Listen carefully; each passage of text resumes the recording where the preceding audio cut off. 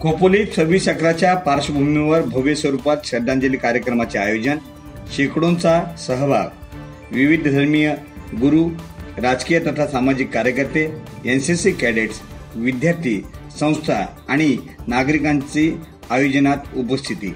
सर्व क्षेत्रातील मान्यवरांनी वाहिली भावपूर्ण श्रद्धांजली. पुष्पचक्र वाहून व्यक्त केलेल्या भावना, शहीदाच्या स्मरणाने उपस्थितांचे डोळे पाणावले. यंदाचा कार्यक्रम शहीदांच्या स्मृतीला उजाळा देणार होता, किंबहुना देशभक्तीची भावना द्विगुणित करणार होता आणि अविस्मरणीय देखील होता.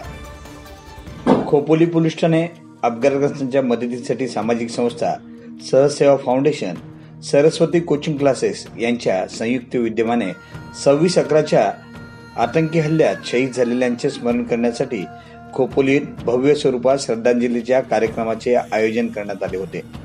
सतत 5 वर्षे सुरू असलेली शहीद स्मरणाची परंपरा यंदा उच्च दर्जा दर्शवणारी होती.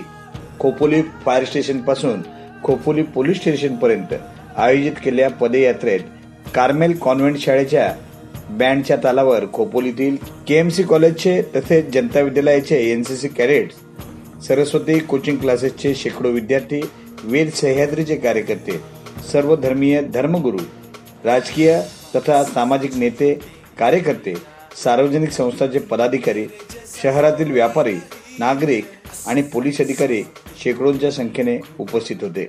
खोपोली नगरपालिकेच्या नगराध्यक्षा सुमनताई अवसरमल, उपनगराध्यक्ष राजू गायकवाड, मुख्याधिकारी संजय शिंदे तसेच आजी माजी पदाधिकारी मोठ्या संख्येने सहभागी झाले होते. खालापूरचे उपविभागीय पोलीस अधिकारी रणजित पाटील यांनी पदयात्रेला हिरवा कंदील दाखवला. शेकडो जण पेटलेल्या मेणबत्त्या घेऊन जेव्हा खोपोलीच्या बाजारपेठेतून शिस्तबद्धरित्या निघाले, तेव्हा खोपोलीकरांनी दुःखद अंतःकरणाने शहीदांच्या स्मृतीत आदरांजली व्यक्त केली.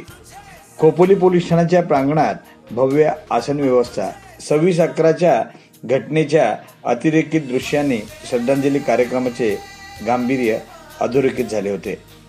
खोपोली पोलीस ठाण्याचे निरीक्षक के शेगाजे, सर्व अधिकारी तसेच कर्मचारी या आयोजनाच्या पार्श्वभूमीवर खूप भावनिक झाले होते. अनेक क्षेत्रातील मान्यवरांनी पुष्पचक्र वाहून श्रद्धांजली वाहिली. त्याचसोबत पोलिसांचे संचालन देखील झाले. सुनियोजित कार्यक्रमात भावनिक सूत्रसंचालन, विद्यार्थ्यांच्या नाटिकेचे सादरीकरण आणि 26/11च्या संपूर्ण घटनेचे चित्रीकरण खोपोलीकरांचे डोळे पाणावून गेले होते. दरवर्षीपेक्षा यंदाच्या आयोजनात वेगळेपण जाणवत होते.